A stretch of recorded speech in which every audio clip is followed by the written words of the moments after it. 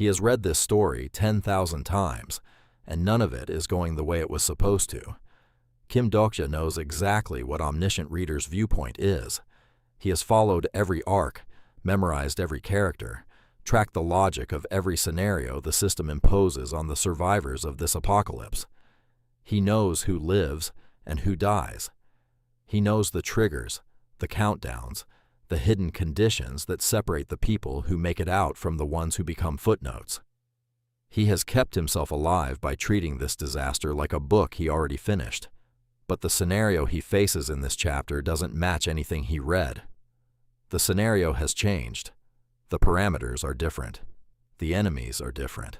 The rules that governed everything Dokja understood about this regression have shifted in ways he can't immediately explain, and he has maybe 30 seconds before the situation requires him to make a choice with incomplete information for the first time. He adapts. That's what he does. He reconstructs the logic from context, reads the gap between what he remembers and what is happening now, and moves. Barely. But he moves. And then he sees Yoo Joonghyuk. The first thing Dokja notices is that Joonghyuk doesn't look lost. Everyone else in this apocalypse looks lost. Disoriented, terrified, furious in the way people get when the ground has been pulled out from under them without warning. Yoo Joonghyuk looks like he has been here before, because he has. He is the protagonist of the novel, the sole regressor, the man who has lived through this world's destruction and its rebirth more times than anyone else alive, and every repetition has stripped something from him, until what remains is this: controlled, precise, dangerous in a way that doesn't require violence to communicate. Dokja knows everything about him. Joonghyuk knows nothing about Dokja. This is the most dangerous moment in the story, and Dokja is standing inside it. Their first interaction is not the one Dokja expected from the novel.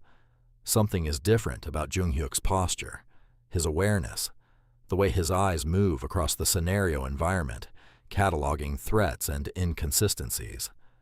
He is not just surviving, he is investigating, trying to figure out why this regression isn't matching his memory the way it should, which means he already suspects that something in this timeline has been altered, which means he is looking for whoever altered it. Dokja is careful. He uses what he knows about Joonghyuk's psychology, the specific logic of how the regressor processes people, how he assigns value, what triggers his suspicion versus his rare, conditional, carefully controlled cooperation. He calibrates every word. He shows just enough competence to be useful without showing enough to be threatening. He doesn't reveal that he knows things he should have no way of knowing. He doesn't react to Joonghyuk's name like it means something. He's playing a character who just happens to know slightly more than the average survivor.